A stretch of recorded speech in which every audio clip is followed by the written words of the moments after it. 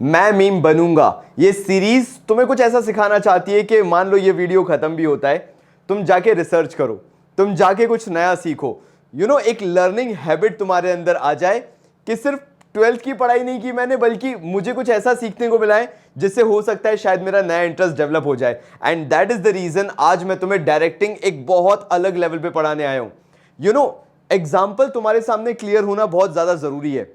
Y you are studying directing, क्या reason है, क्या लॉजिक है, डायरेक्टिंग से कुछ होता भी है या नहीं होता है। या जब हम मिलियनियर्स बिलियनियर्स के बारे में बात करें, ये लोगों की लाइफ में डायरेक्टिंग किस लेवल पे है, क्या ये स्ट्रेस लेके आता है, क्या ये मोटिवेशन लेके आता है, लीडर्स कैसे बनते हैं, ये सारी चीजें आज मैं इस चैप्टर के अंदर डिस्कस करने वाला हूं। एंड अगर तुम इंस्पायर होने के लिए, मोटिवेट होने के लिए एंड शायद फ्यूचर लीडर बनने के लिए तैयार हो, प्लीज सिर्फ उसी चीज के लिए ये वीडियो पूरा देखना, क्योंकि 12th का तो मैं वैसे भी पूरा पढ़ा दूंगा।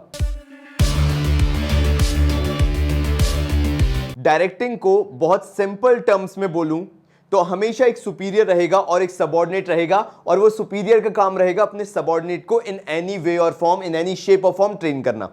अब देखो यार, ये पंच तत्व मैंने यहां पे क्यों लिख रखे हैं instead of writing the meaning. तुम्हारे दिमाग में चल रहा होगा कि बाबा जी एक काम करते ना, सीधे मीनिंग लिख देते। लेकिन वही बात हो गई ना, अगर मैं मीनिंग लिख देता तुम कभी याद ही नहीं कर पाते, क्योंकि फिलर्स तुम्हें भरना आते हैं, तुम्हें आता क्या नहीं है, टेक्निकलिटी लिखना। तो जरा ध्यान से सुनो कि आखिर डायरेक्टिंग हुआ क्या। पहली चीज हो गई किसी को गाइड करना, किसी को इंस्ट्रक्शंस देना, जो कि यहां पे स्टेप बाय स्टेप में इंस्ट्रक्शंस भी कहलाता है। गाइड हो गया एक kind of summarised manner, instruct हो गया स्टेप बाय स्टेप चीजें बताना। देन कम्स काउंसलिंग आ जाता है बेटा लोग। काउंसलिंग में ये हो जाता है प्रोफेशनल एडवाइस देना, एज अ लीडर एक्ट करना। आप मैनेजर नहीं हो, आपके नीचे बहुत सारे सबऑर्डिनेट्स काम कर रहे हैं, उनको लीड करना। वो स्टैंड लेना, कॉन्फिडेंस दिखाना अपने सबऑर्डिनेट्स में कि जो भी वो कर रहे हैं सही है, और कहीं पे अगर गलत जाते हैं तो एडवाइस देना। एंड देन आता है मोटिवेट करना, जो मैं बोल भी रहा था। मोटिवेशन कितना इंपॉर्टेंट फैक्टर प्ले कर सकता है उस सबऑर्डिनेट के लिए जो वैसे ही अंडर कॉन्फिडेंट है, मे बी फ्रेशर है, अभी अभी उसने काम करना शुरू किया है। तुमने एज अ लीडर, जो मैंने बोला था ना, लीड जो तुम कर रहे हो, अगर तुमने उसको प्रॉपरली इंस्ट्रक्ट कर दिया, गाइड कर दिया, काउंसिल कर दिया, वो ऑटोमेटिकली मोटिवेट हो जाएगा, और वहां से बिजनेस के अंदर रिजल्ट्स भी आना चालू हो जाएंगे।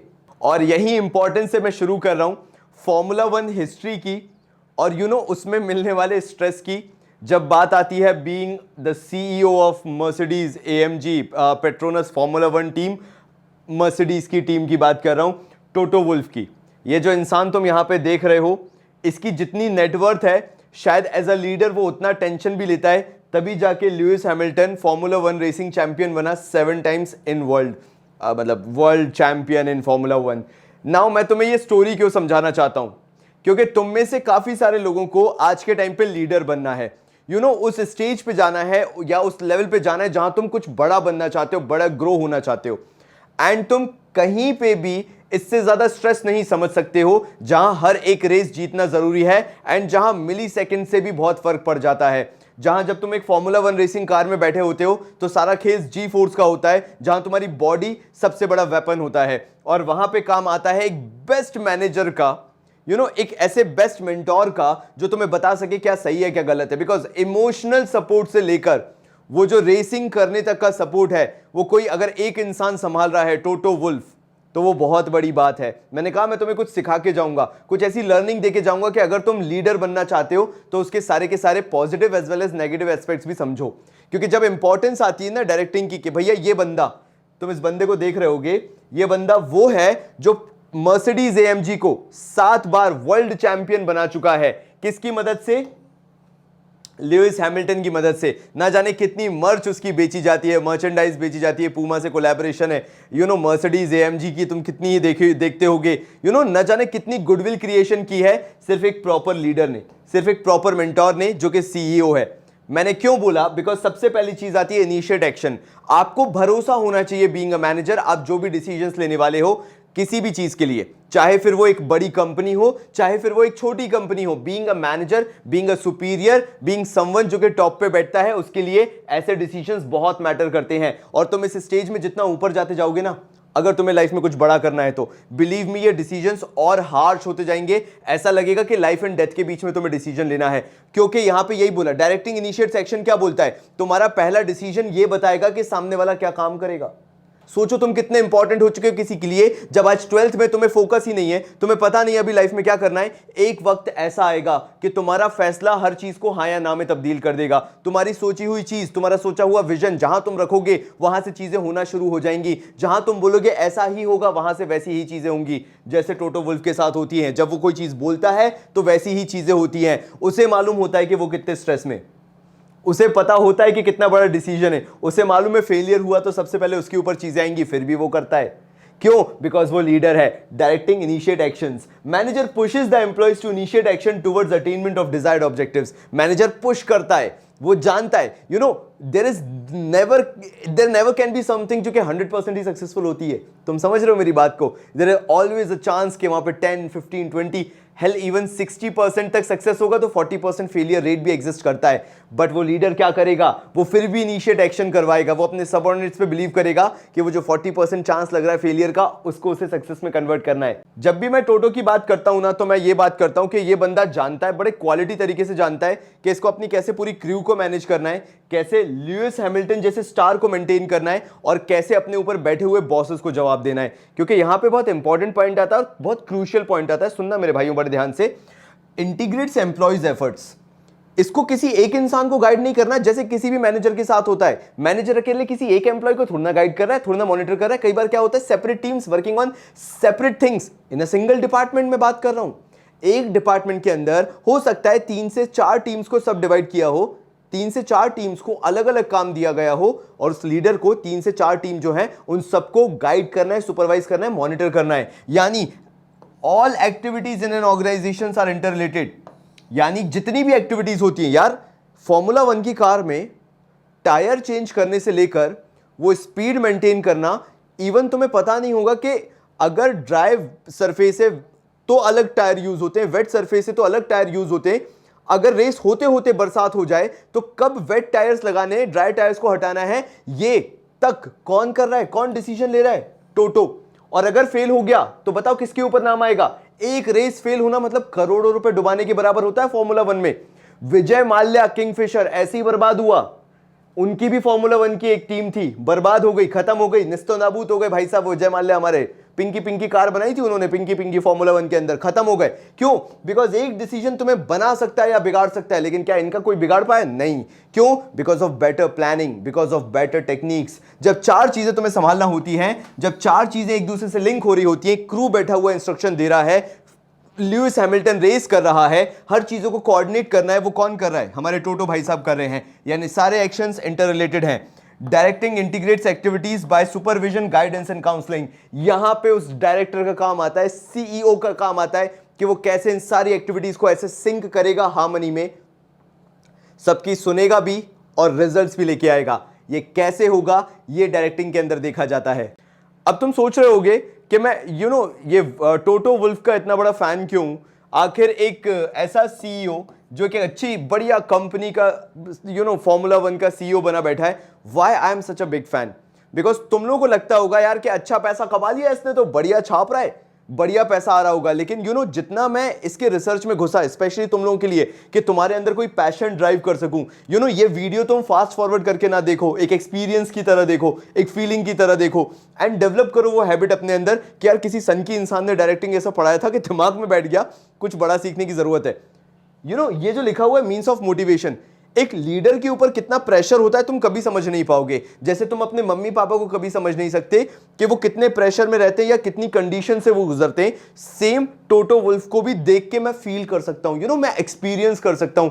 बिकॉज मैं भी अपने लाइफ के उस फेज से गया हूं जहां मैंने शायद कॉमर्स बाबा को एक टोटली नए लेवल पे चेंज किया, चीजों को नए तरीके से किया, and I was feeling that pressure. लेकिन क्या वो प्रेशर, क्या वो फ्रस्ट्रेशन मैं अपनी टीम पे निकाल सकता हूं? बिल्कुल भी नहीं। क्या वो टोटो जाके ल्यूइस हैमिल्टन पे वो प्रेशर निकाल सकता है? बिल्कुल भी नहीं।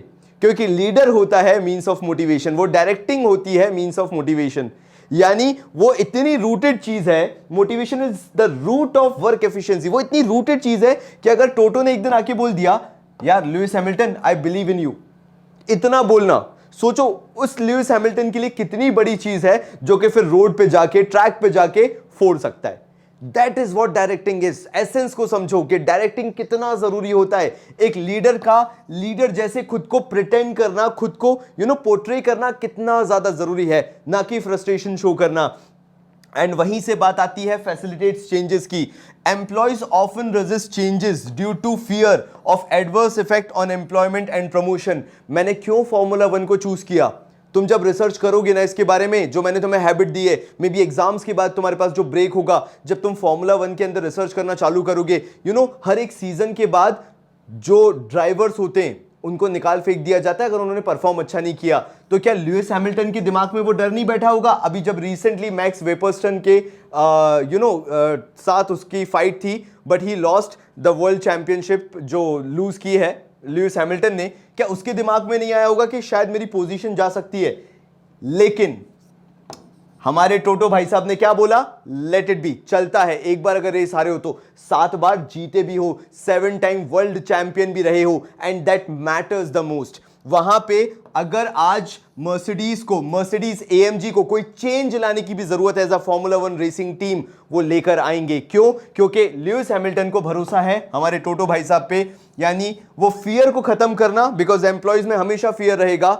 जैसे चीजें होती चली आ रही हैं, जैसे चीजें चल रही हैं वैसे ही चलने दो, चेंज मत लेके आओ, because it is working in my favour. But क्या वो कंपनी के फेवर में काम कर रहा है, वो देखना जरूरी है। एंड वो किसकी जिम्मेदारी होती है? एक अच्छे मैनेजर की। तुम्हारे दिमाग में मैंने लीडर की पोजीशन बहुत स्ट्रांग कर दी है कि एक लीडर कितना जरूरी होता है। और वहीं पे नेक्स्ट पॉइंट आता है stability and balance in the organisation. बहुत ध्यान से सुनो, अगर तुम लीडर की साइकोलॉजी नहीं समझोगे, बिजनेस स्टडीज का आंसर हमेशा गलत लिख के आओगे। साइकोलॉजी समझना जरूरी है कि ये स्टेबिलिटी और बैलेंस कैसे आता है। एक लीडर को बहुत सारे एम्प्लॉयज के साथ कहीं ना कहीं कम्युनिकेट करना पड़ता है, बहुत सारे एम्प्लॉयज के साथ कॉन्वर्सेशंस करनी पड़ती हैं। हर एक एम्प्लॉय या हर स्टाफ का अलग अलग मेंबर किसी भी बिजनेस के अंदर अगर काम कर रहा है तो उसके अलग अलग एक्सपेक्टेशंस हैं, उसका अलग अलग एटीट्यूड लेवल है, उसका रिप्लाई करने का तरीका बहुत अलग अलग हो सकता है। इन सबको इंटीग्रेट करने का काम होता है एक अच्छे लीडर का, एक अच्छे मैनेजर का। यू बीइंग द सेम, अगर तुम लीडर हो, तुम हर एक के लिए सेम तरह से अगर रहोगे, तुम्हारे लिए बेटर है, ऑर्गेनाइजेशन के लिए बेटर है, बिकॉज तुम सबको एक विजन से लेके चल रहे हो। नो मैटर सामने वाले का कैसा एटीट्यूड है, नो मैटर सामने वाला कैसे आपसे बात करता है, आप मैनेजर हो, आप लीडर हो, आपको बैलेंस बना के रखना पड़ेगा, स्टेबिलिटी बना के रखनी पड़ेगी ऑर्गेनाइजेशन के अंदर। And that is possible only when, जब आप वो स्टेबिलिटी खुद में लेकर आओ। वो एटीट्यूड्स जो डिफरेंट आपको करने पड़ते हैं फेस, डिफरेंट एटीट्यूड्स जो देखने पड़ते हैं, उनके लिए भी आपको सिंपल पॉलिसी अपनानी है। इंस्ट्रक्ट करो, गाइड करो, सुपरवाइज करो और इंस्पायर करो।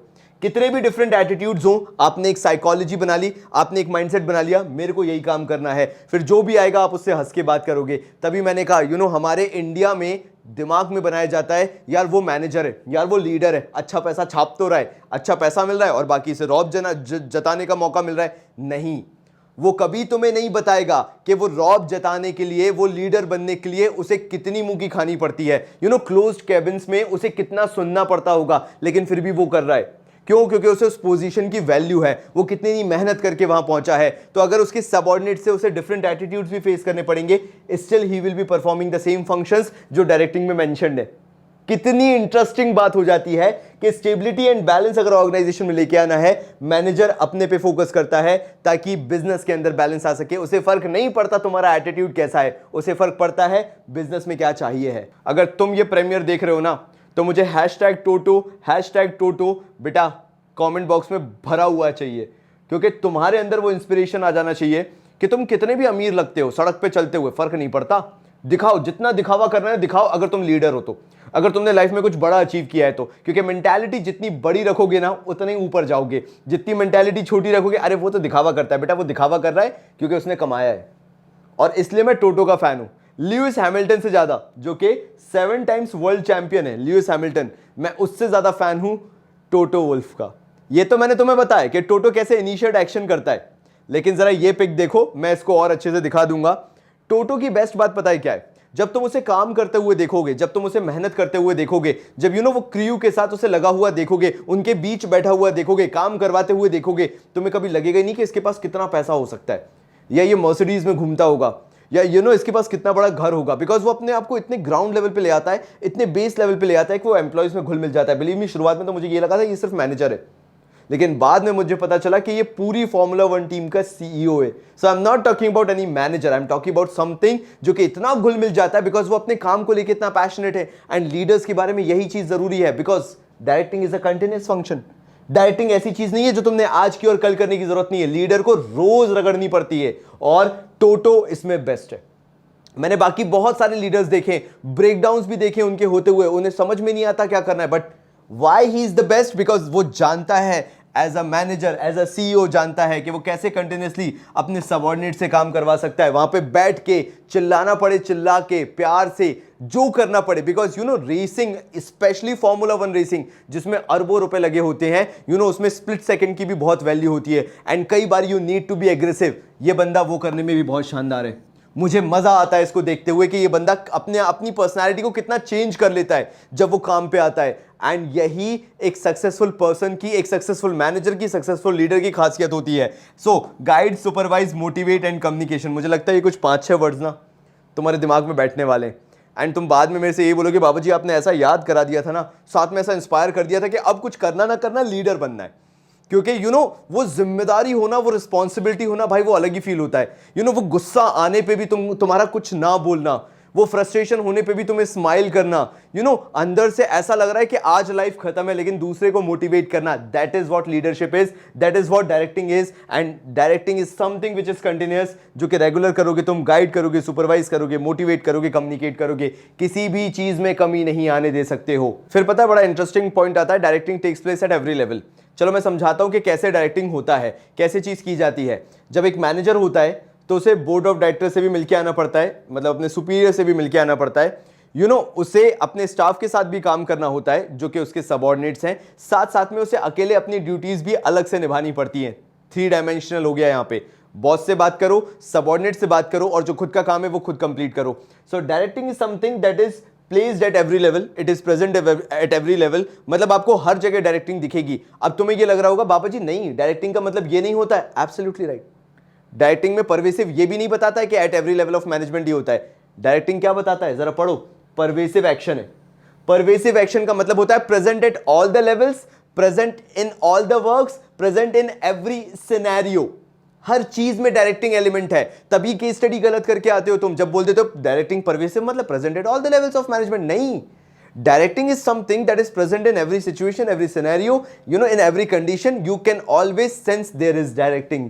अगर 2 लोग भी मिलके काम कर रहे हैं, there will always be something कि भाई एक सुपीरियर एक सबऑर्डिनेट है, you will always find that relation. अगर 2 एम्प्लॉय साथ में काम कर रहे हैं, there will always be formal communication, again then there is directing. भले ही वो वर्टिकल नहीं होगा लेकिन हॉरिजॉन्टल जरूर होगा। So directing is present everywhere. And यहाँ पे मैंने जो पिट स्टॉप क्रू है और वगैरह वगैरह जो मैंने बताया वो वही बताया, ज्यादा मैंने कुछ ऐसा इन डिटेल एक्सप्लेन नहीं किया है, बट मैंने ये बताया कि अगर एक इंसान, एक मैनेजर है, उसे हर एक लेवल पे लोगों को डायरेक्ट करना पड़ेगा, इंस्ट्रक्ट करना पड़ेगा, गाइड करना पड़ेगा, कम्युनिकेट करना पड़ेगा, मॉनिटर करना पड़ेगा।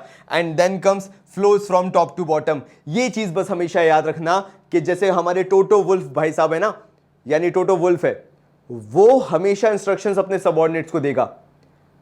ऐसा कभी नहीं होगा कि सबऑर्डिनेट्स उसको इंस्ट्रक्शन देना चालू कर देंगे। A manager will always remain a manager. Subordinates जाके टोटो वुल्फ को मोटिवेट नहीं करेंगे।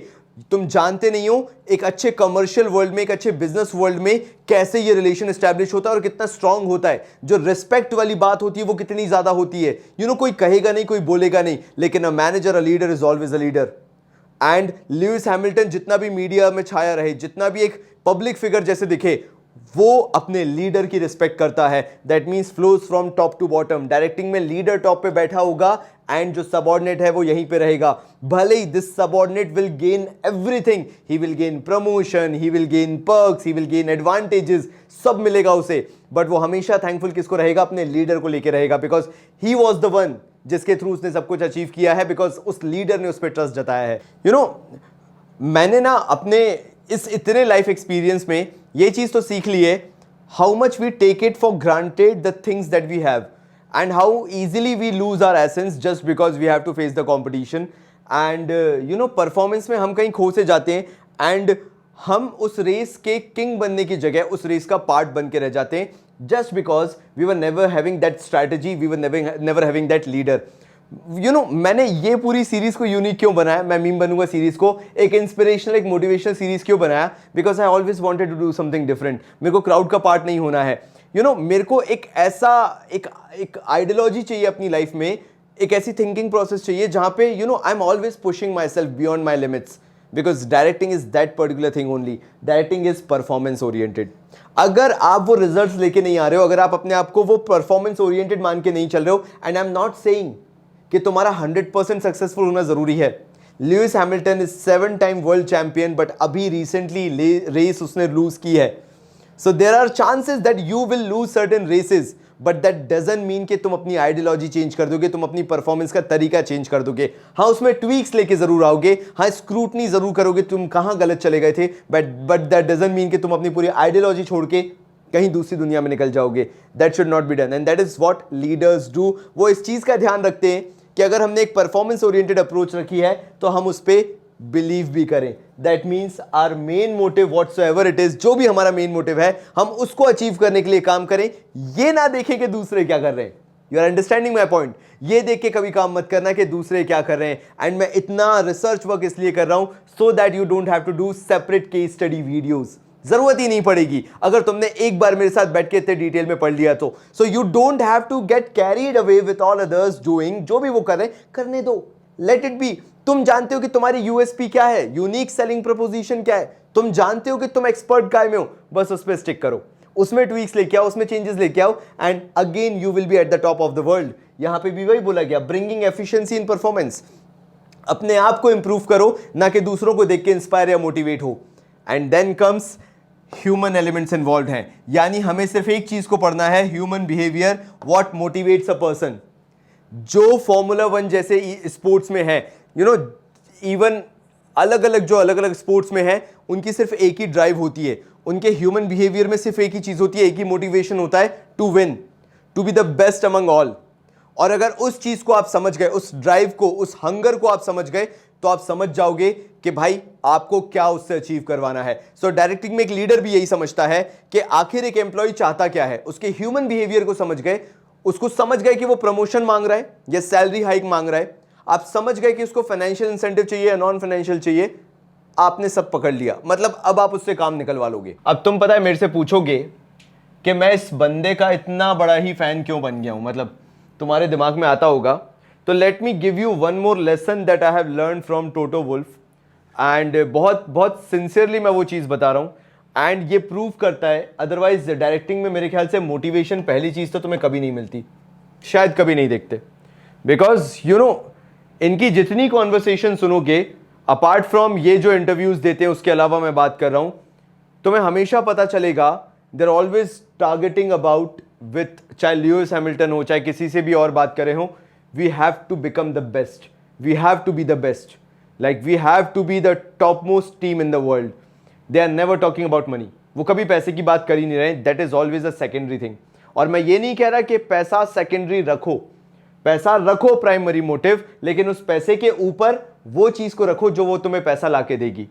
एंड ये चीज बेस्ट लगती है जब तुम किसी एक सक्सेसफुल टीम की बात करते हो, जब तुम किसी एक सक्सेसफुल मैनेजर की बात करते हो, जहां पे वो इन्वॉल्व होकर बात करता है, काम करता है, चीजें करता है, बिकॉज वो जानता है कि अगर मैंने पूरी टीम को बेस्ट बनाने में काम कर लिया तो ऑटोमेटिकली फिर चाहे पैसा बोलो, चाहे नेम बोलो, चाहे फेम हो, वो ऑटोमेटिकली आ जाएगा। सो यहां पे 3 चीजें काम करती है, मोटिव, मोटिवेटर, मोटिव, मोटिवेशन और मोटिवेटर्स। ये 3 चीजें विच आई विल एक्सप्लेन, बट पहले ये देखो मोटिवेशन क्या कहता है, इंस्पायर करो। इंस्पिरेशन पैसा कभी लेकर नहीं आएगा, and the one who works for money, पहले दिन से उसके लिए काम करना बंद कर देना या उसके साथ काम करना बंद कर देना, because money never brings motivation. हाँ, वो एक फैक्टर जैसे काम कर सकता है in the very long run, लेकिन तुम किसी से काम नहीं करवा सकते हो in terms of money. And ये तुम्हें अभी समझ में नहीं आएगा, फ्यूचर में आएगा। सो काम उनके साथ करो जो रोज तुम काम कर रहे हो, वो उसको लेके तुम इंस्पायर कर सके, that you being the best. जो तुम काम करो, लर्न करो, सीखो और बेस्ट बनो। अगर कोई तुम्हें ये सिखा रहा है, समझ जाना तुम सही हाथ में हो। और जहां कोई तुमसे ये कह दे भाई ये काम कर दे, इतना पैसा ले लेना, वही समझ जाना कि तुम्हारी कब्र खुदना चालू हो गई, क्योंकि वहां पे सिर्फ तुमसे काम करवाया जाएगा और बदले में कभी कुछ नहीं मिलेगा। और वहीं पे तुम फ्रिक्शन में फंस के रह जाओगे, थिंकिंग अबाउट जब मुझे इतना ही कुछ आता था तो मैं इतना नीचे कैसे काम करते रह गया। Because there is a reason. अगर तुम इतने नीचे लेवल पे काम करते रहेगा, being so expert into everything, that simply means कि तुम्हें कोई अच्छा लीडर नहीं मिला, अच्छा मोटिवेटर नहीं मिला जो तुम्हें पुश करने के लिए बोल सके कि अभी तो बे बहुत दूर जाना है, करना शुरू तो कर। सो मोटिवेशन क्या कहता है? इंस्पायरिंग, स्टिमुलेटिंग और encouraging the subordinates with zeal to work.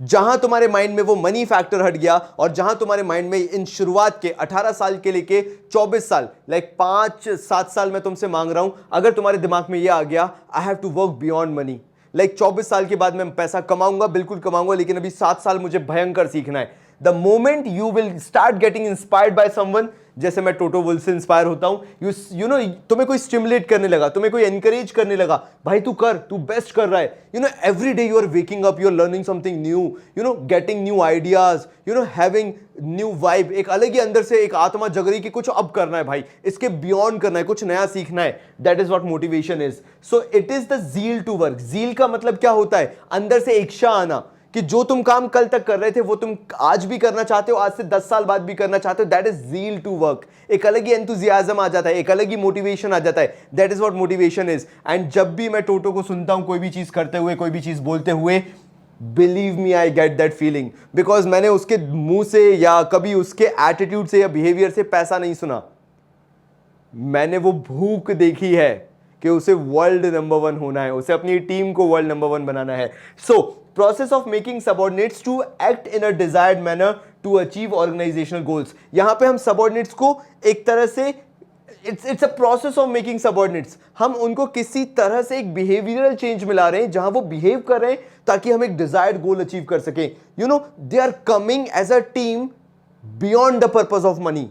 Money is not the purpose. The purpose is to become the most successful team in the world. That is what leadership is. And तभी मैं team वाला example लेके आया, Formula 1 team, because you have to understand that motivation works in a team. So जब वो team मिलके काम करने लगती है, you start achieving those organizational goals. Because all you have to answer is how you have perform the best of your abilities. तुम्हारी जो abilities थी तुमने उसमें बेस्ट कैसे परफॉर्म किया। एंड देन यहां पे आता है 3 चीजें काम करती है। मोटिव, सबसे पहले फैक्टर पता करो, उद्देश्य पता करो कि अचीव क्या करना चाहते हो। देन कम्स मोटिवेशन, वो स्टिमुलेशन प्रोसेस, कैसे तुम्हारे अंदर वो इच्छा जगती है कि तुम्हें कुछ अचीव करना है। एंड वो चीजें क्या हैं जो तुम्हें मोटिवेट कर रही हैं, क्या वो फाइनेंशियल इंसेंटिव्स है, क्या वो नॉन फाइनेंशियल इंसेंटिव्स है। लाइक इस पूरे टॉपिक से कोई एक चीज सीख के जाना चाहते हो तो ये समझना कि you know work so hard in your life that जो तुम्हारे हर महीने बैंक अकाउंट में पैसा आता है ना, you don't even care about that money because you are so involve in your work, because वो तुम्हें बहुत मेहनत से मिली है जगह, यू नो बहुत जद्दोजहद करके वो जगह मिली है। And you are lucky enough to get paid for the same thing. तुम्हें काम करना बहुत अच्छा लग रहा है, बस बैंक में हर महीने पैसे आ जाता है। That is the best part of your life, अगर तुमने कभी अपने काम को सबसे पहले रखा, पैसे को बाद में। एंड अल्टीमेटली इसलिए मोटिवेशन को सबसे पहले फीचर में बोला गया साइकोलॉजिकल फिनोमेना। मतलब क्या हुआ? Motivation is an internal feeling. जब तक वो अंदर से बात नहीं आती ना, जब तक अंदर से लगता नहीं है, तब तक वो काम हो ही नहीं सकता। तो it is always an internal feeling. तुम्हारी जरूरतें क्या हैं, तुम्हारी इच्छाएं क्या हैं, यू नो तुम क्या ड्रीम करते हो अपनी लाइफ को लेके, एस्पिरेशंस क्या है तुम्हारी, that is what motivation is. तुम्हारे अंदर से क्या आता है, तुम्हें काम करना कौन सा पसंद है, that is what motivation is. Motivation का पहला फीचर यही कहता है कि साइकोलॉजिकल है। जब तक तुम्हें पकड़ा नहीं जाएगा कि तुम्हें पसंद क्या है, तब तक तुम्हें वो कोई भी चीज मोटिवेट नहीं कर सकती, चाहे तुम्हारे सामने कुछ भी ले आओ। And then comes goal directed behaviour होता है जब मोटिवेशन की बात की जाती है। सेकंड फीचर कहता है this all motivation sums up to कि जो भी लोग टीम में काम कर रहे हैं, there you know behaviour is goal directed. They have to achieve one target, they have to achieve one goal. उनके दिमाग में सिर्फ एक ही चीज है, दिन रात सिर्फ एक ही चीज चलती है। यू नो अगर कोई नया थॉट आता है, अगर कोई नई सोच आती है, तो भी वही होती है कि हमें अपना गोल कैसे अचीव करना है। एंड उस टाइम पे ये मोटिवेशन, मैं ऑनेस्टली बोलूंगा, इतनी बड़ी फीलिंग हो जाती है ना भाई कि फिर तुम्हें फर्क नहीं पड़ता कि तुम्हारे ऊपर कौन बैठा है और वो तुम्हें कैसे मोटिवेट कर रहा है या कैसे डायरेक्ट कर रहा है। इवन एज अ सबऑर्डिनेट तुम खुद ही इतने एफर्ट डालने लगते हो कि अगर प्रैक्टिकली देखा जाए, अगर तुम्हें कोई मोटिवेट कर भी नहीं रहा है तो भी चलेगा, बिकॉज आप अपने आप में इतने मोटिवेटेड हो, आप अपने आप में गोल को लेके इतने सीरियस हो, इतने सिंसियर हो, आप इतने इंड्यूस हो चुके हो, इतने डिपेंड हो चुके हो उस चीज पे, या इतने फोकस्ड हो चुके अपनी लाइफ में कि you don't need someone else to you know motivate you towards the goals of the organisation, because you are thinking yourself as the part of the organisation. तुम्हें लगने लगा है कि तुम भी उसी का पार्ट हो। एंड तुम अपने आप को इतना इंपॉर्टेंट फील करने लगे हो, you know that there are certain decisions that can be made by you only, सिर्फ तुम ही ले सकते हो। और तुम ये जानते हो कि अगर वो चीजें तुमने नहीं की तो तुम्हारा ड्रीम खत्म हो जाएगा, तुम्हारा गोल खत्म हो जाएगा, यू नो तुम्हारी इंपॉर्टेंस खत्म हो जाएगी, वो सेल्फ एस्टीम सेल्फ रिस्पेक्ट वाली बात आ जाती है। तभी मैंने बोला there is nothing required for you now कि तुम्हें मोटिवेट किया जाए या तुम्हें बोला जाए ये काम करो। You are so motivated by your own will power कि तुम वो काम खुद से परफेक्ट करके दोगे, because you want to achieve something for your life beyond money. You want to do something great in your life जो शायद कोई और चीज तुम्हें अचीव करके नहीं दे सकती। एक मैनेजर की लाइफ इतनी स्ट्रेसफुल होती है, इतनी मतलब फियरलेस भी होती है और फियरफुल भी होती है, दोनों तरीके से होती है कि वो अपनी सोच में ही रह जाता है हमेशा। अब मैंने क्यों बोला कि मोटिवेशन का एक और फीचर है कि motivation can be positive as well as negative, because मैंने तुम्हें पहले ही क्लियर कर दिया है और बहुत अच्छे से क्लियर किया है that you are not working for money. वो तो एक बैंक बैलेंस है जो हर महीने तुम्हारा बढ़ रहा है। Now the actual fear is losing that power that is in your hand. Power जो तुम्हारे हाथ में शक्ति है, तुम वो खो सकते हो। लाइफ में इतना जो कुछ तुमने अचीव किया है आज जाके, वो तुम खो सकते हो। तुम्हें ये डर है कि यू नो कुछ चीजें शायद तुम्हारे अगेंस्ट में काम कर सकती हैं अगर तुमने खुद को प्रूव नहीं किया तो। एंड मैं बोलूंगा बिकम सो मीडियोकर कि किसी को फर्क भी नहीं पड़ता कि तुमने कितना अच्छा परफॉर्म किया, कितना बुरा परफॉर्म किया। एंड वर्क सो मीडियोकर कि शायद मंथ में एक बार या 3 महीने में एक बार ऑफिस में केक काट दिया जाए। Either you can choose this life और यू कैन चूज ऐसी लाइफ जहां पे हर दिन एक रिस्क है। वहां पे मोटिवेशनल फैक्टर्स पॉजिटिव भी हैं तो नेगेटिव भी हैं। Like you have so much of responsibility, you have so much of obligation, जहां पे मोटिवेशनल फैक्टर्स एक टाइम पे बहुत पॉजिटिव दिख रहे हैं because everything is going in your favour. हर चीज तुम्हारे फेवर में जा रही है, so everything looks like motivational factors सारे पॉजिटिव हैं। You know you are getting promotions, you are getting increment, bonuses मिल रहे हैं तुम्हें बहुत ज्यादा, बहुत पैसा आ रहा है तुम्हारे पास, you know massive respect you are getting. तुम्हारे पास इतनी रिस्पेक्ट है कि हर कोई आके तुमसे झुक के बात कर रहा है, sir ji the kind of miracle you have created, sir मजा आ गया देखकर। सो तुम्हारे पास सारी चीजें प्रॉपर आ रही, रिकॉग्निशन आ रहा है, कैमरा क्रू, भैया फॉर्मूला 1 के ऊपर पूरी नेटफ्लिक्स सीरीज बन चुकी है, कैमरा क्रू तुम्हारे आगे पीछे घूम रहा है। You know you have so much of power, क्या एड्रेनलिन रश मिलता होगा।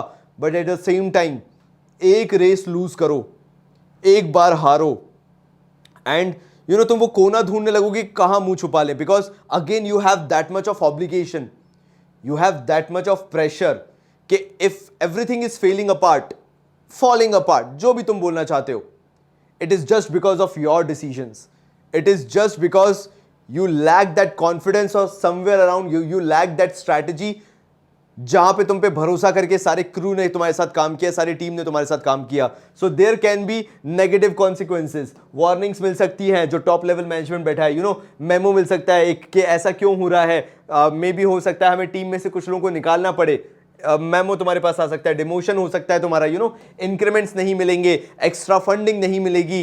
एंड ये वो स्ट्रेस है जो तुम्हें तभी पता चलेगा जब तुम इस दुनिया में घुसना चालू करोगे, लाइफ में कुछ बड़ा करोगे। एंड शाबाश मेरे बच्चों, अगर तुम यहां तक आ गए हो and you are getting inspired और motivated by these you know kind of are conversations, मैं चाहूंगा कि उस बड़े लेवल पे सोचो, उस बड़े लेवल पे जाओ जहां तुम्हें ये स्ट्रेस लेने को मिले एंड यू नो हर दिन तुम्हारी लाइफ में कुछ बड़ा बदलाव आ रहा हो। Now this is the most important part जो मुझे लगता है कि तुम्हें समझाना मेरे लिए कंपैरेटिवली आसान है कि why motivation is a complex process. कभी एक फैक्टर काम करता है, कभी एक फैक्टर वही वाला एग्जैक्टली काम नहीं करता है। And this is the similar case that happened with Lewis Hamilton. कभी मतलब बायोग्राफी तो मेरे ख्याल से अवेलेबल नहीं है ल्यूइस हैमिल्टन की एज सच कोई, बट इंटरव्यूज अवेलेबल हैं। कभी जाके उन ट्वीट्स को देखो या उन इंटरव्यूज को देखो and you will try to understand, you will understand eventually कि ल्यूइस हैमिल्टन का एक टाइम जो मोटिवेशनल फैक्टर था या मोटिवेटर था वो ये था, I have to be the best among the world. मेरे को बेस्ट बनना है, मेरे को अच्छा ड्राइवर बनना है, मेरे को अच्छा रेसर बनना है एंड मेरे को लाइफ में कुछ बड़ा करना है। That was the motivating factor for Lewis Hamilton.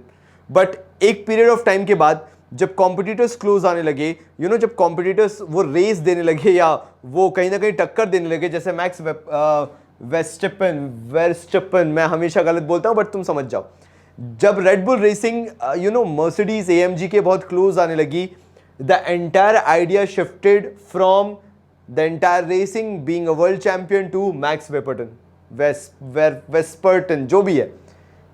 तुम समझ रहे हो कि मोटिवेशन कितना कॉम्प्लेक्स प्रोसेस हो जाता है कभी कभार। एक टाइम पे you were totally focused upon कि मेरा कोई पर्सनल कॉम्पिटिटर नहीं है, मेरे को बस बेस्ट होना है, मेरे को अपने पे ध्यान देना है, एंड एकदम से खुद को स्विच कर लेना कि नहीं अब मेरे को पहले इससे जीतना है, बाकी दुनिया बाद में देखूंगा मैं।